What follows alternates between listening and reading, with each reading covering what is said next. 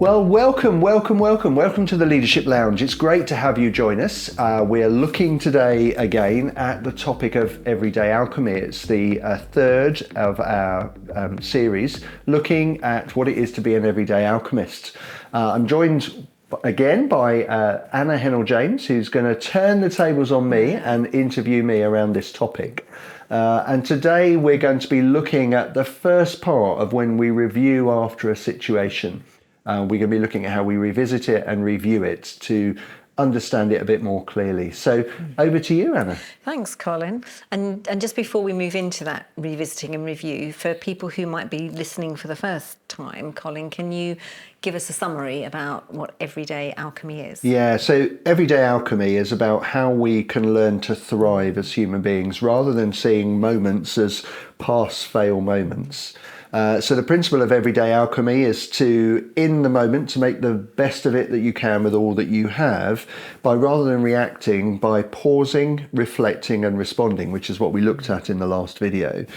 And then Everyday Alchemists reflect afterwards on how did that go, and they do that through four pieces of thinking. They revisit it, they review it, they reframe it, and they rebuild from it. And the whole principle is that you can, as an everyday alchemist, turn what could be quite trashy, might well not have worked, you turn your trash into treasure. And the whole book that I've written is based on the principle of the ancient fictional folklore alchemists. One of the things that they did was they tried to turn worthless metal into gold. And an everyday alchemist is trying to turn everyday moments into something of treasure. They might be everyday and normal, but you want to make the best from them. They might be actually quite a difficult or challenging moment, quite trashy, and you want to turn them into treasure. And it's how we learn and grow from things in order to effectively build ourselves as resilient people. And the ultimate thing about resilience, not just surviving, but thriving. So Everyday Alchemy is all about bringing the best from moments, turning our trash into treasure. Thank you.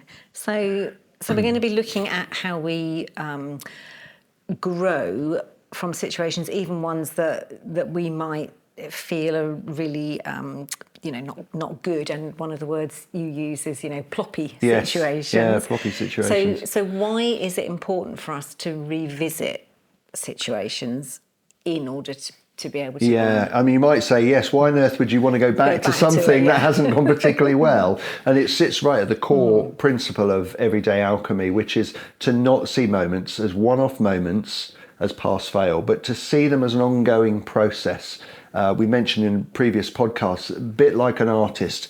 There's an end painting. However, it goes beyond the painting. It's what you're learning as an artist and learning and developing and honing your craft and skill that goes beyond the painting into the next painting and the next painting. So it's being able to look at moments and saying, what can I learn from them? In order to help us with that, I'd like to read a bit of the story. So the way the book is structured is that at the start of every chapter, we have a fictional story about a fictional alchemist, and it teaches us a principle of which the chapter is built upon, and we then look at a modern fictional everyday alchemist under that same premise, and we look at some real life examples as well in each chapter.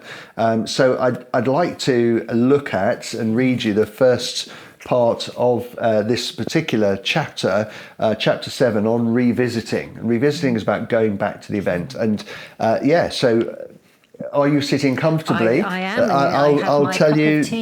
I'll tell you the story of this alchemist. So the alchemist reached up to the shelf above his workstation, fingers reaching beyond the leather-bound magnificence of ancient spellbooks, stepping like small legs along the dusty shelf, his fingertips stopping to sense the shape and texture of each book spine as if he was reading Braille. Then he froze, gently slid his fingers up the spine of a simple notebook, levered it horizontal, and pulled it gently down towards him. He lifted the cord, acting as a bookmark, upwards, and flicked the notebook open at an empty page in one motion. He licked his pencil like an ancient carpenter, and head down began to scribble furiously. "What did you see?" he demanded from his apprentice. "What did you see?" The apprentice fleetingly considered recounting how the alchemist removed the book from the shelf, but he thought wiser of it. "Come on, man, come on. We can only refine gold when we say what we see and consider what we did not see." The apprentice recounted every step that had taken, taking care not to miss a step. The alchemist wrote furiously, pausing only to underline what he considered key actions. The apprentice gazed down at the vial in front of the alchemist. It shimmered in the light. There was even some sparkle to it, but it was not perfect. "But sir, we didn't reach pure gold. We failed again. Why make notes? Why take time? Surely we should get straight back to trying again." The alchemist slowly lifted his head from his reflections and let out a simple sigh. After all this time with the apprentice, he had hoped this young man would have realised the importance of this part over all the test tubes and mixing of elements. But he knew this was an important teaching point, and so he chose kindness. "My dear, dear boy, it is in these moments of post-action reflection that we become alchemists. Alchemy is not about the moment of gold, it is in the moment of reflection. Alchemy is a wisdom refined over time. Our gold is in the growth of wisdom, in learning what was unseen. We can only spot the gold when we take time to say what we can see and develop a curiosity to consider what was unseen. Now, my dear boy, let us look again at what we may have missed, what was unseen before that might explain this situation." So I chose to just read that bit because it helps us to reflect on what is alchemy.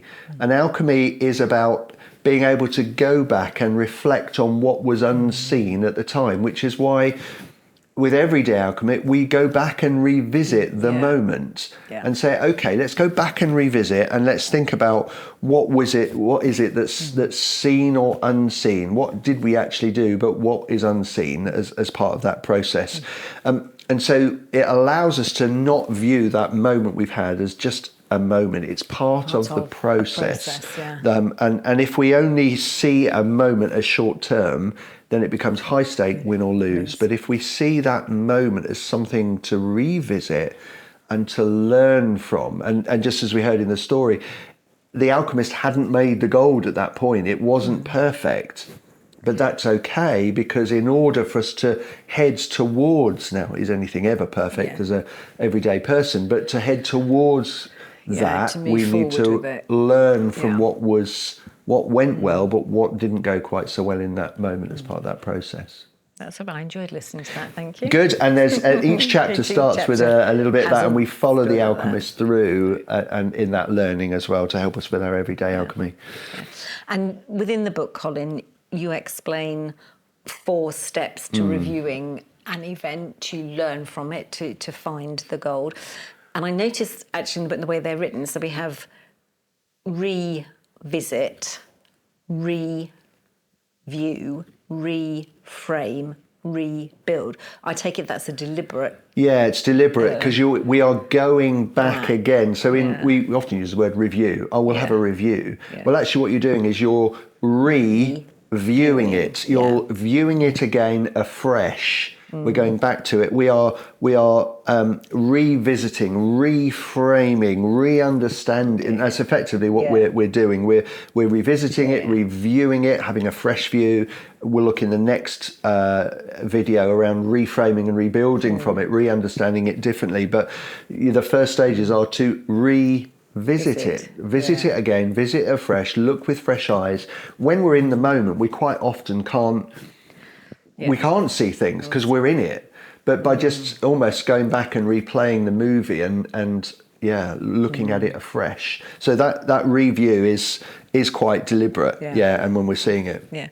So if we start with the revisit, what are the core components of that? So in the moment, as we've said, we're only seeing a fraction. We're in it, it's experiential. But when we press pause and go back and look again at what happened, there are some core components in the book which I talk about 4 Ps. So we go back and say, okay, let's look at the people. let's look at the place, let's look at the politics, and let's look at the philosophy. So when we're in at the moment, we just got on with it. But now let's go back. Let's revisit this again, and what was going on for the people here? What was happening in this place? What was the temperature like? What was the room like? Was it crowded? Was it spacious? Was it hot? Was it cold? And then we look at things like the politics and the philosophy that was going on at the time.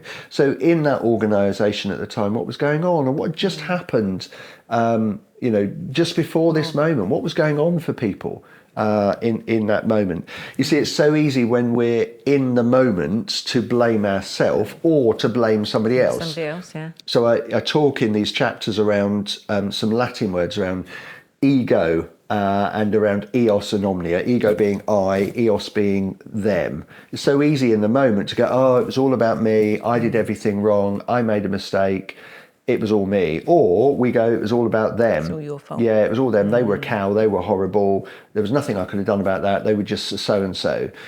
But what we're trying to do as we go back and look at this is we're trying to get the bigger picture, the omnia, the all, trying to take everything into consideration, because in doing that step, it allows us to begin to think about, okay, so if all this was going on, what's within my control to do something about this, or what's my learning from this moment? Yeah. And so when you talk about the people, when you're examining, doing that revisit around people, what are you looking for or looking at? Yeah, so what we're doing in that moment is we're just saying what's coming into play for it obviously depends what you're doing. If it's a one-on-one, you're having a discussion with somebody and it's got a bit heated. So we're saying to ourselves, what's going on for this person?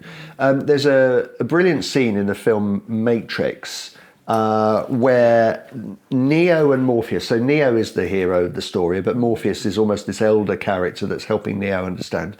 And they're walking along, and then they just press freeze frame.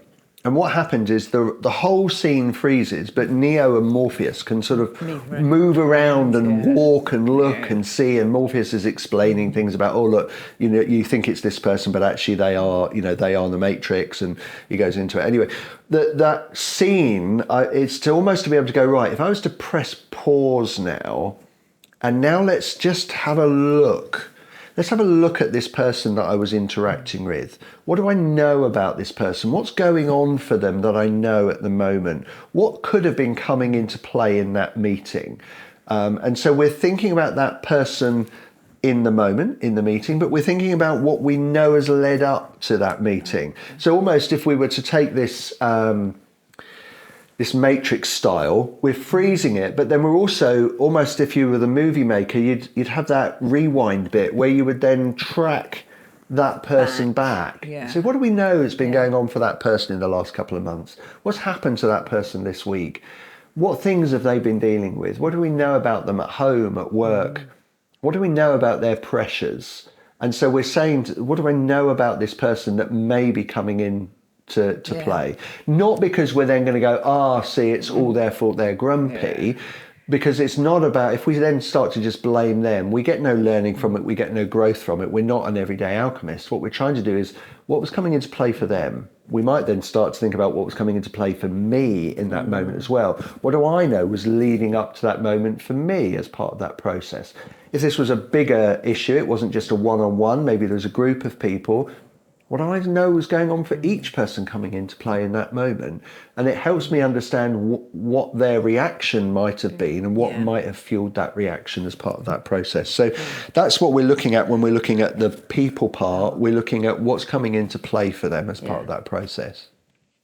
Right, thank you. And in the book, as well as the stories around the ancient alchemists, you also introduce us to real life everyday alchemists. And one of those stories you tell us is about Heidi, who was able to understand the impact of the people that she was dealing with in order to not take something personally in a difficult situation, and therefore was able to work out a best way forward. So Tell us about her, because that's Yeah. a really key point. So, like you say, in every chapter we've got some real life everyday alchemists, and in this particular chapter we talk about Heidi. So Heidi's a teacher.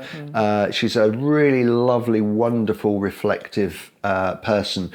What she had found, so Heidi's one of my clients and a coaching client, and Heidi has given permission for the story to be in here. It's important to us to emphasise again, anybody whose story is in the book that we talk about has given their permission for it, because they want their story to help others. And so it's to reassure you, if you become a coaching client of mine, you don't appear in a book and you don't appear in a video. It's just they wanted their story to be part of this. And so Heidi had found moments, she's a teacher, and she'd found particularly moments where challenges in the classroom, she would see it as her fault. And through the work with coaching, she developed this approach now where she was much more able to just revisit the moment and reflect on it and think, oh yeah, this isn't all about me, there are other factors coming into play.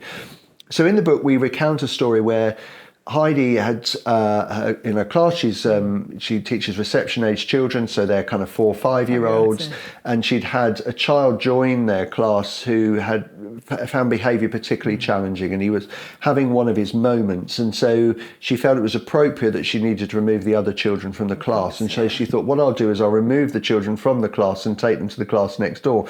And when she went to remove the class to the class next door, she arrived at the class next door to find that they were also having a moment with a challenging child, or a child that had challenging behaviour. And so she now found herself, oh, what do I do in this moment? And so she then decided in that moment to take the class and the other class. And so you end up being almost like the Pied Piper, then taking them both away to a safer space, so that the 2 children that needed help in regulating their behaviour were able to do that with the adults who were then left with them. And then when they were all calm, she could bring them all back again. Now, Heidi might have seen that as, oh, this was all about me. I didn't manage my class. I didn't, manage the situation well. But she was able to just kind of look on this situation and go, actually in the moment, but also afterwards, to be able to go, yeah, okay, this isn't about me. I've got a child here that's has got lots of things they're struggling to deal with, and when they come into the room, they're bringing that backstory into the room with them. So she was able to see, this isn't about me, and this isn't just about a child that's being difficult, because it isn't. They've got a backstory that means their behaviour is communicating how unsafe they feel, and so she's then able to realise and work with that child. Also, when she got to the next class, she was able to recognise the same was going on here, almost to do like we've just described with the Matrix. She's almost in that moment, because she's got so used to doing that through coaching and learning, I need to reflect on this isn't just about me. She began to see, even in the moment, pressed pause, the Matrix moment, to go, I see what's coming in here. This child's got this challenge, that other teacher has this challenge. What's the best I can do in this moment? So you begin, when we revisit moments afterwards, we can look back on those and see what was coming into play.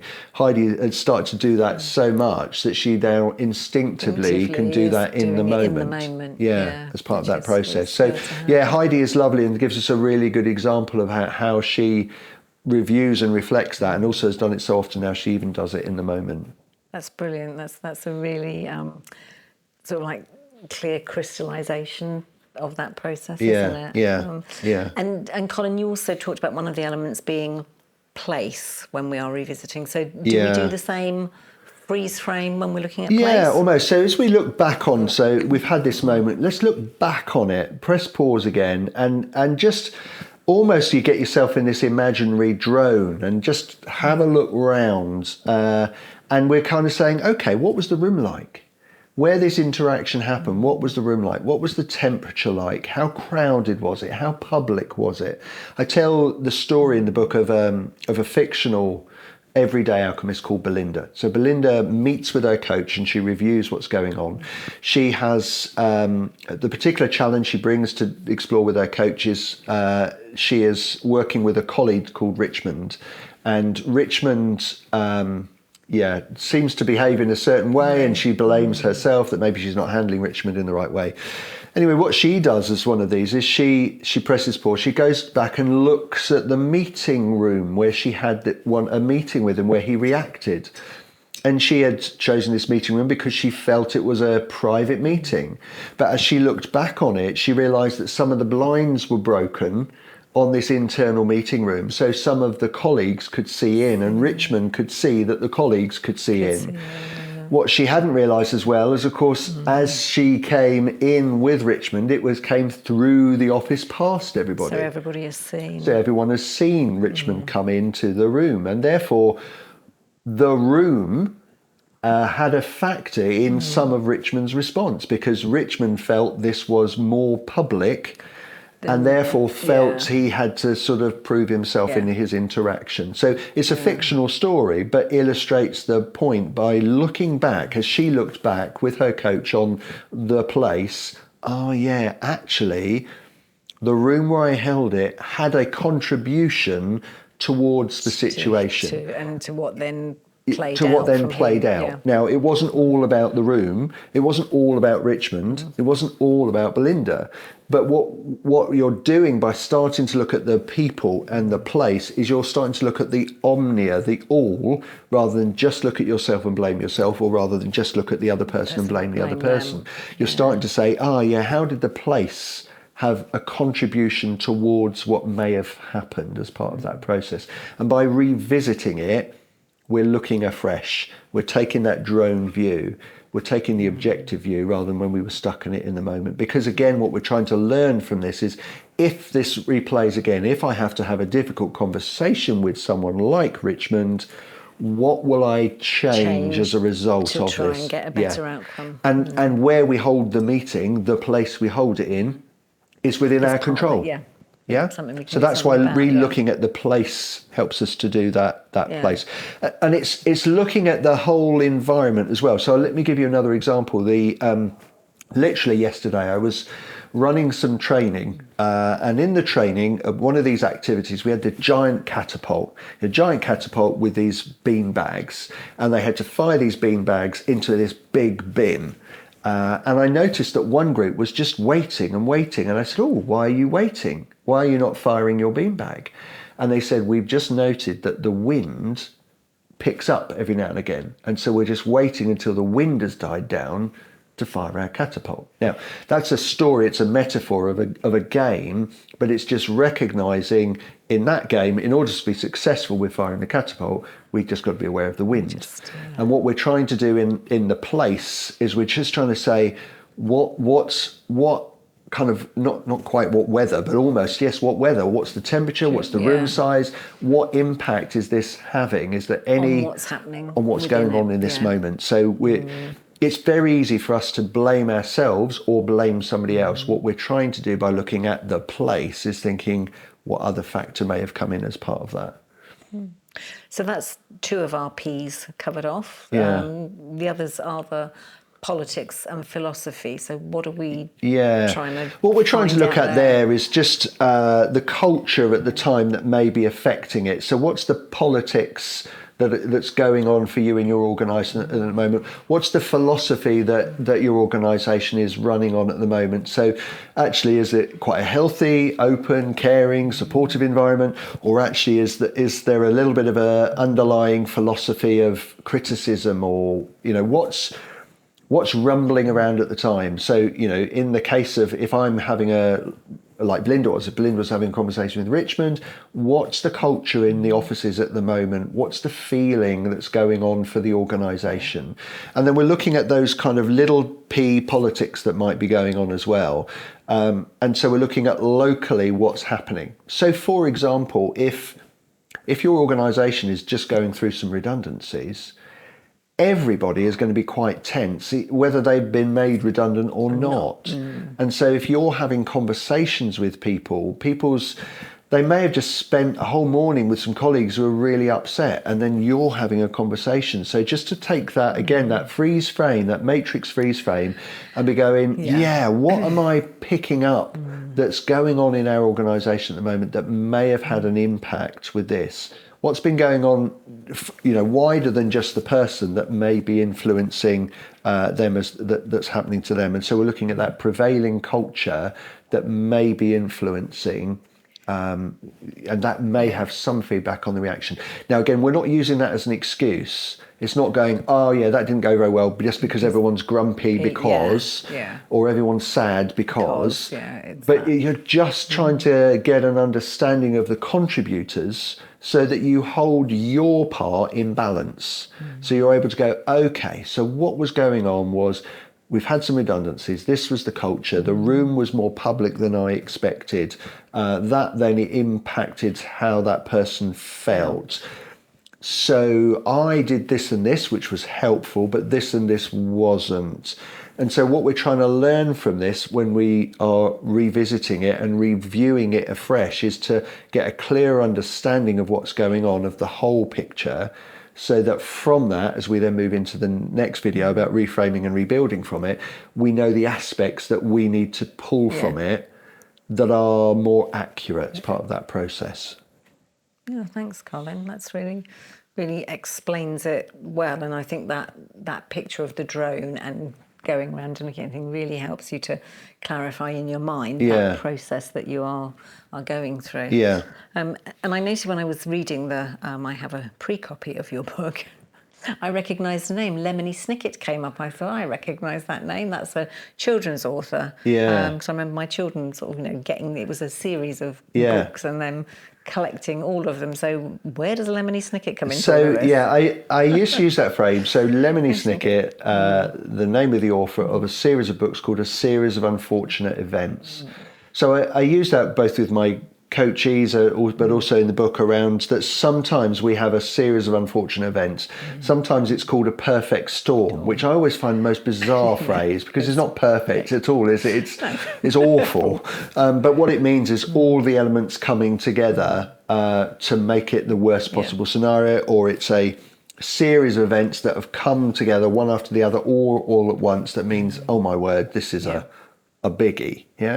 And I tell in the book an example of this. So one of the real life everyday alchemists I talk about is a guy called Jordan Dutt, and he's a great young man. He's been involved in scouting for years, and having been involved in scouting, he's gone on to be a leader within Scouts. And in the book, I tell the story of in 2023 at the World Scout Jamboree in South Korea.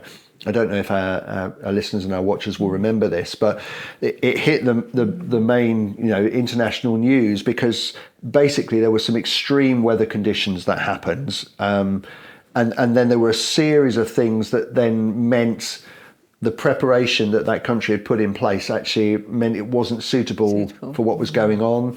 You had scouts from across the world gathering there, but then finding they didn't have enough food, their accommodation wasn't suitable, really high temperatures, not enough to support them. Anyway, Jordan was leading a group in that 23 Jamboree in South Korea, and he'd gone with all this brilliant planning. He'd worked with his co-leaders. This is the experience we're going to bring our scouts on this Jamboree. This is going to be the most amazing experience for them. And then he suddenly finds themselves here in this moment with all the things they'd hoped for just couldn't happen because it's just a real problem.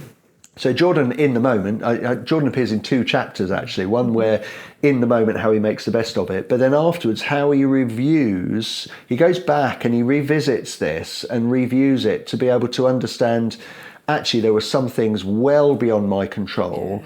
What did I do well in that moment? What would I do differently if I was? But he goes back and revisits what he did actually do, but revisits the other factors. So there, when we're looking at that whole place thing, that whole environment, that was a really important part of his review for him, to be able to see that there were some factors that were beyond his control. In fact, they were beyond the control of many more senior people than him.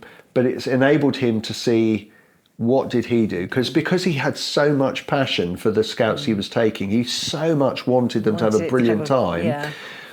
He was questioning, did I get this completely wrong? But actually by him looking at those factors, he was able then to see what he did do. Understanding. And to really see, actually, I did a brilliant job in that moment of extremely high challenge that would have pushed most of us.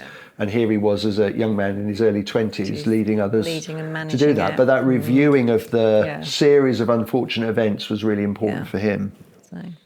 And so when you're talking about review, which you cover in chapter 8, Yeah. and taking a fresh look at perspectives, why is that so important? Yeah, so when we revisit it, we now need to get a review of it, a re-understanding of what was going on here. So it's all too easy when we have moments to blame ourselves, particularly if we've had a series of events in our life that we feel we've had similar results to that. We begin to look at ourselves through a lens of, oh, I'm not very good at whatever it might be. I'm not very good at public speaking. I'm not very good at speaking in front of adults or whatever it might be. We begin to look at ourselves in that way. And so it's very easy in a moment to do that. I tell the story in the book, as I mentioned earlier, with the fictional character Belinda and her dealing with Richmond. And it's very easy for her to say, oh, it's me, I'm a rubbish leader. But when she then goes back with her coach and revisits it and reviews it differently, she can begin to see the other factors coming into play. So in that chapter, I talk about deconspiracizing. So quite often when we have situations, it's very easy for us to take some known facts and make sense of them, because in fact our brain's geared that way. It's geared that way for survival. What's happening, make sense of this, and I know whether it's a threat or not. And so quite often we will have moments and we'll make sense of them. So fictionally for Belinda, she said, I had a meeting with Richmond and Richmond got very cross with me, and she's made sense of that, of I'm not a very good leader, then I'm rubbish. And that does make sense of the two facts. But what we talk about in that chapter is deconspiracizing, to say, okay, how helpful, first of all, how helpful is that thinking? I'm rubbish at leading. It's not really helpful at all. And so the next stage then is say, what other things will make sense of these two facts? I had a meeting with Richmond. Richmond got very cross and shouted. There are other things that will contribute to that. So in the book, we talk about that, well, actually, Richmond had gone for the same job as Belinda, but hadn't got it. So Richmond may be feeling a little bit, sore about Belinda. We also, in the book, it talks about actually Richmond has some caring responsibilities and he'd been up late that night, and so Richmond was very tired.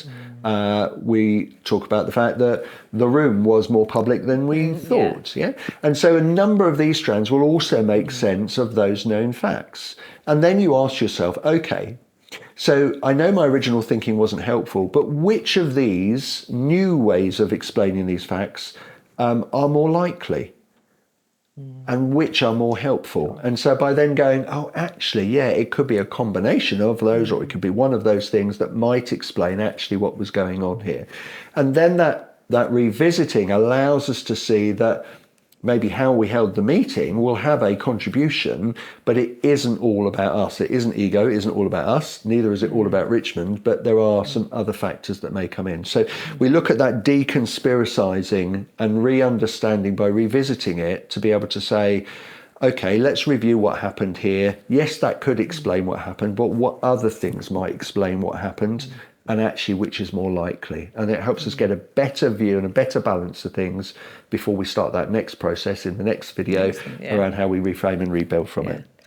And I'd like to just bring us back, Colin, to you use some Latin at the start. I mentioned that one, It's a long time since I studied Latin, and my pronunciation may not be correct, but you've been talking about ego, eos, omnia, and they seem to be quite key in this in terms of processing and understanding whilst you are going through this review. How does that work? So it's about, again, that being able to see what does each part contribute. So we tend to, as we said earlier, blame ourselves, or we'll blame somebody else. So ego, I blame myself, eos, I blame them. The fact is, we will have had a contribution in this, and they will have had a contribution in it. And so it's being able to pick out what were the contributions of each person within that. The omnia is about saying, okay, and what other factors? So we talked earlier about the place that might be having a contribution to it as part of that, the politics, the philosophy. What else was contributing to that particular moment? And so then we can start to look, as we look at this, well, what was the behaviour? What was the behaviour in me? What was the behaviour in them? And so we start to kind of review what we're seeing of the behavior in ego and in eos, in us and in them. We look at the emotions. What emotions was I feeling? What behavior did I see in them? And what that behavior is a language. It's telling me how they're feeling. So work back from what I saw from them. What emotions may they have been feeling in that moment? What do I see about the situation? What's going on at this time? Unpicking, okay, what did I do quite well? What was I skillful in? But where did I feel perhaps a skill deficit?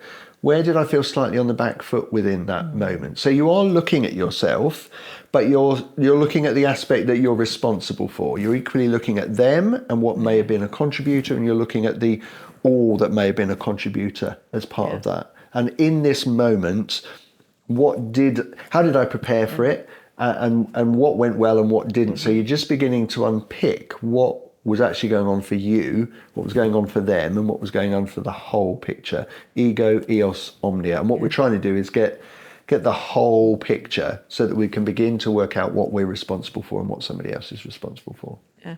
And I believe one of your everyday alchemists, Oliver Miller, has taken this concept of review and looking at that ego, eos, omnia, right through like company level as an approach. I'm fascinated as to how that works. How do they use that? Yeah, so if you get a chance to go and see Bishop and Miller, which is the auctioneers, they're based in Stowmarket, and what they've done is they've taken the Kaizen method, which was mainly promoted by Toyota, and the idea is it's all about being lean and efficient.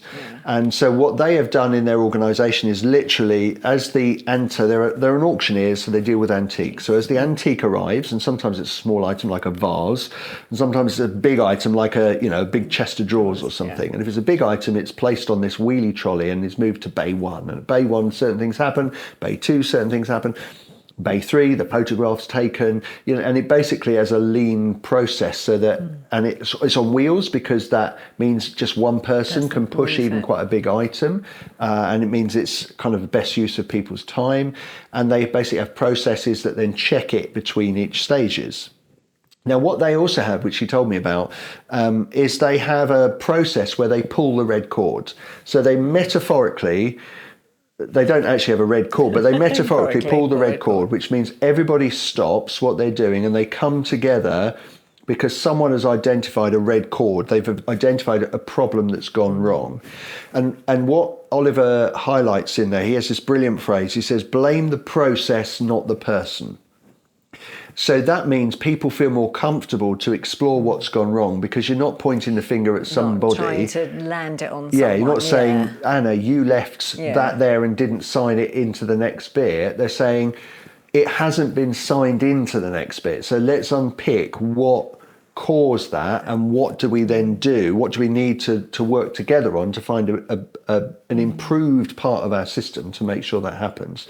So he's taken that principle of reviewing the omnia, the whole situation, right in through to his company. So they're not just, they are doing it regularly and consistently when kind of moments happen. And so by telling that story, it's trying to help us understand that when we go back and look at what's happening and get that full picture, it allows us to see which part of the process we might need to change. But yeah, if you get a chance, and I know he loves to show people around and to see the process. So anybody listening or reading this, make contact with Bishop and Miller auctioneers in Stowmarket, and Oliver will kind of tell you all about it. But he's got that process of just being able to review what's happening and what aspect fed into that to then make that change. It's fascinating that you can take something that potentially could be quite theoretical and actually see it embedded in practice in a real live company.